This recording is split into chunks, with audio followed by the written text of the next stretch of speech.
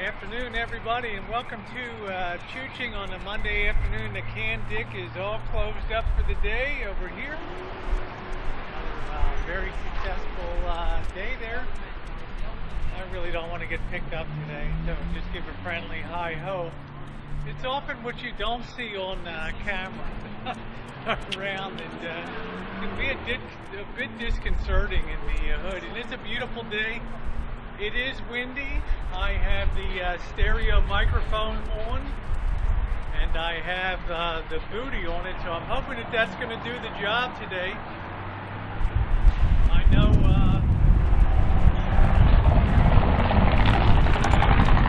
I had some people talk about the audio on the weekend. When I was laying outside and I had the dogs barking, and I had the stereo microphone on. Sometimes it can be a little difficult to work with, and then of course you'll get the comment, well, you're supposed to be an audiophile and blah blah blah, and sound is supposed to be your thing. Yeah, sound coming out of a pair of speakers, not sound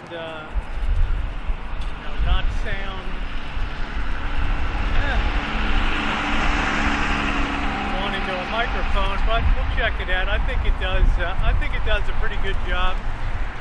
And the wind booty, I don't think that can be beat. It was after the just before the Cinco de Mayo festival last year on the channel, May 5th, 2016. That prior day, I was so sick of wind noise that I actually developed a little wind booty. Socks that go around the Olympus stereo microphone, and that next day at a very windy festival, that wind booty really acquitted itself quite well. Anyway, I don't often talk about YouTube and channel, how to run a channel. I did a whole lot of I have some things on the playlist about YouTube hacks and monetization hacks and things like that to consider, because quite frankly, within the realm of my friends, the overwhelming majority of my friends, they're not content creators. They're just the people that enjoy hanging out and having a good time on YouTube, which I love. See, the thing I love about YouTube, people like Elvis travels, Marshall can't understand, is YouTube, if you were just to be limited to content creators and had no other interaction with so-called trolls and non-content creators that still make a very important presence on YouTube, it would be a very sterile place indeed. Long ago, YouTube could have just had a video sharing site and just decided, you know what, there won't be any comments, there won't be any thumbs up, there won't be any thumbs down. In other words, you would have no avenue to interact with a content creator, and in my opinion, that would make it one very boring, one really boring site. It's not just uploading, it's also getting feedback on things, it's also getting help. I have a video coming up in a couple days where I'm specifically asking about help for RVing and selecting clubs and things like that. I'm going to value the feedback that I get on YouTube, because I don't know squat about RVing. I know a lot about mechanics, I know a lot about fixing things, but I really don't know jack about being on the road. One of the beautiful things about being a YouTube participant is that you can get feedback and you're not going to pay money for it. One of the greatest things I see on YouTube is the number of people that will respond when somebody's having a problem.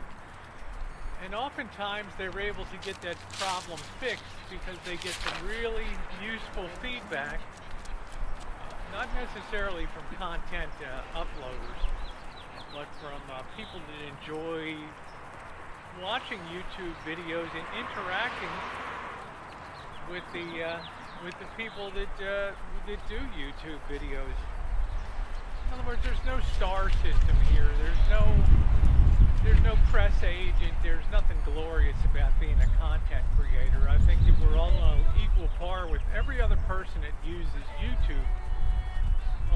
people may be of opinion that a content creator occupies higher ground because it is a video sharing site, maybe in some ways. But take away any of those components of people that go on YouTube, and it's a much more sterile experience, and it wouldn't be nearly as popular as it is today. YouTube is addicting for a lot of people, me included. My friends encouraged me to start uploading YouTube videos last year, not last year, but in 2013. It was an incredible watershed for me to pass over from being a consumer of YouTube videos in 2005 onward to being somebody that enjoyed creating videos and uploading them on January 4th, 2013. And I tell you, at that time, I did not know my head from my ass when it came to what I was really doing. And I probably don't know a hell of a lot more now. But I think they're digging the selfie stick, you know? I dig that. Who says all young people don't get in the spirit of YouTube and stuff? But I have to tell you what, guys, it's been a fun 3.25 years or whatever I've been uploading content on YouTube for sure. So see, it is really a glorious day outside today. Oh boy.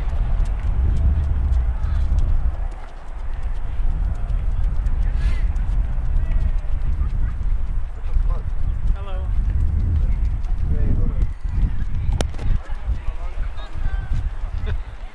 Say hi to somebody. What's up?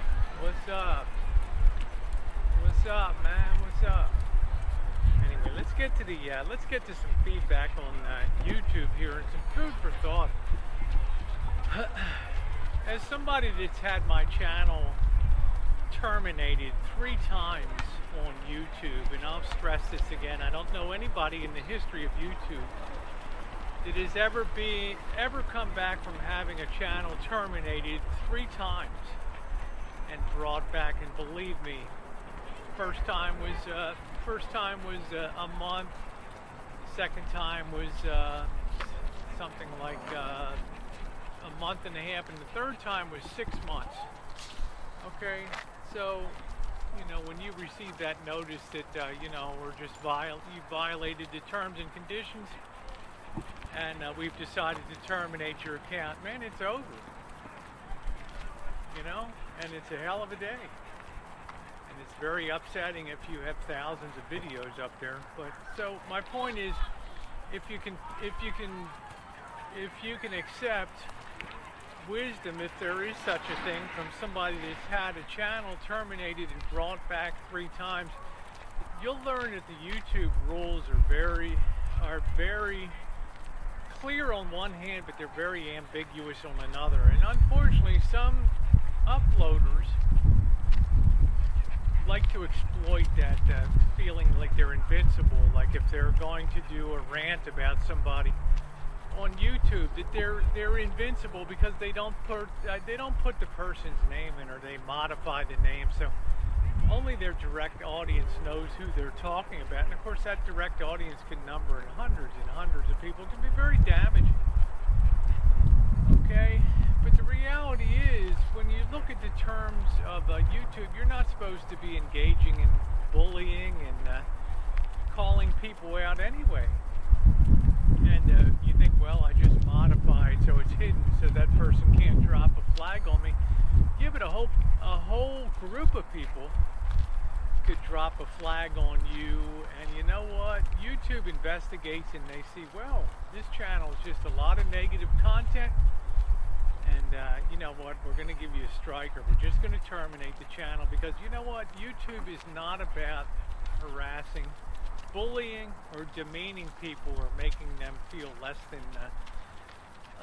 than safe and secure. and able to share and enjoy YouTube. Remember, YouTube and Google are a business. And if they lose that marginal person that comes to watch videos, they lose the potential. And I know some people have ad blocker on, but a lot of people don't. They lose that potential of revenue and eyeballs and things like that. That shit matters to them. You don't matter to them as a content creator. Only in as far as you're drawing the numbers in, but if it starts to have a negative impression and people are complaining about the channel, then guess what's going to happen? You're going to have a problem, because you're going to say, well, I protected the identity of the person, and they're going to say that's just constructive deceit on your part. Because in the whole spirit of YouTube, you're violating the terms and conditions because you're even posting such things on your channel. And therein lies the trouble with that type of activity. You know, so therefore you're really at risk when you're doing those type of things, and you think you're protected by YouTube. The other assumption that people make that is dead wrong is because you're an American and you have the right by constitutional amendment to have free speech. People extrapolate that freedom into private venues, private enterprise like YouTube, and they assume that Google and YouTube is also a free expression site. Wrong. Google is a private business, and you can no more belittle or harass, bully people on YouTube than you can if you were to go stand in a movie theater lobby and do it and say, I'm exercising my free right to call you an asshole and you can't do anything about it. Or go into a restaurant and stand on your chair and start to complain because you have the world's ugliest waitress.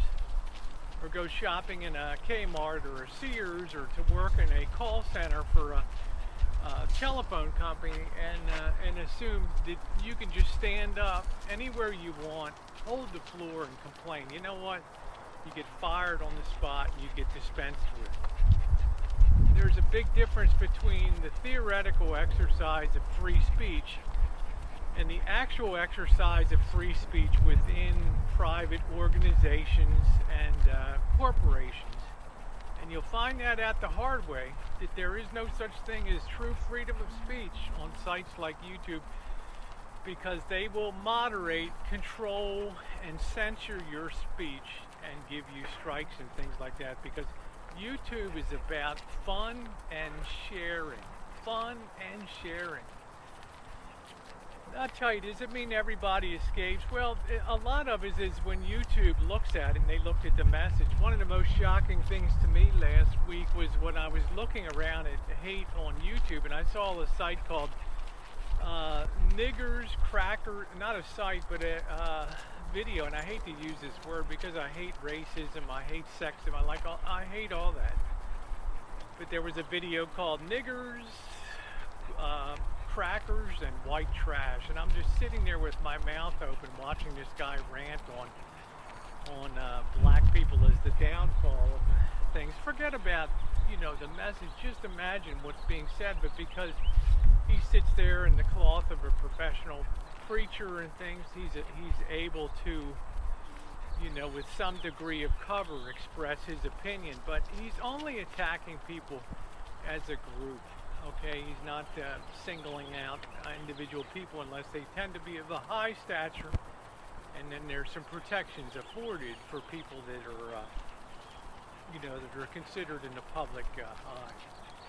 So I want to let you know also that the concept of free speech does not really exist on YouTube, and you put yourself at danger if you think that you can say anything that you want on YouTube and not suffer the ramifications. The third thing has to do with monetization. You know, if it's a two-way street, we've also been seeing times on YouTube where people have complained to advertisers, or advertisers' messages are being pasted on videos that are not something that they would approve if they had the chance to. And YouTube and Google have to hear the feedback from that. You know, they will call and talk talk to the ad agent that sold in the ads and things, and they will raise hell.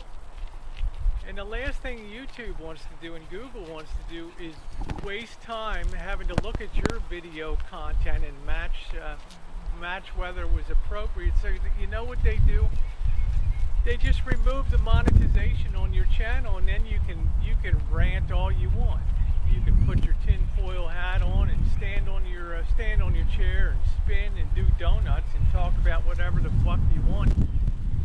But rest assured, no advertiser is going to go near your channel. So this is the third risk that I just want you to be aware of on YouTube. Monetization is a very precious thing.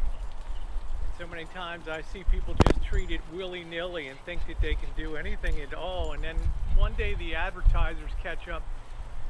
They lose their monetization, and then it's over. And then they come to boards where I work as a unpaid advisor and moderator on a Google message boards for monetization and things, and boy, you just hear the stories of, oh, if I could just have it over again, I wouldn't have done that, or how can I get my monetization back? You can't. It's a one-shot Johnny, you know, and that's the real thing that you have to be aware of. So in wrapping up, it's not a government entity. It's not a place where you go out on the street to protest. It's YouTube, for God's sake. Okay? Number two, everybody's equivalent and equal on YouTube, whether you're a content creator, whether you're a troll, or whether you're somebody that just likes to come on, absorb the content, comment about the content, come on Hangouts and things like that. To my way of thinking, they're all equal participants in YouTube. And the last idea is, just remember, your definition of what constitutes bullying and harassment on YouTube will be subject to about a 5-second review if a human being ever has to look at your videos. And they're going to look at a video and make a judgment probably within 5 seconds or 10 seconds at the most, because they're busy as hell about whether you're an asset or whether you're a liability to YouTube. In other words, do you bring a smile to people's face, or is your activity such of a negative caliber that people come to hear the shock value of what you do, and then get you know, love it or hate it accordingly? But I'll tell you what, YouTube has a far different idea.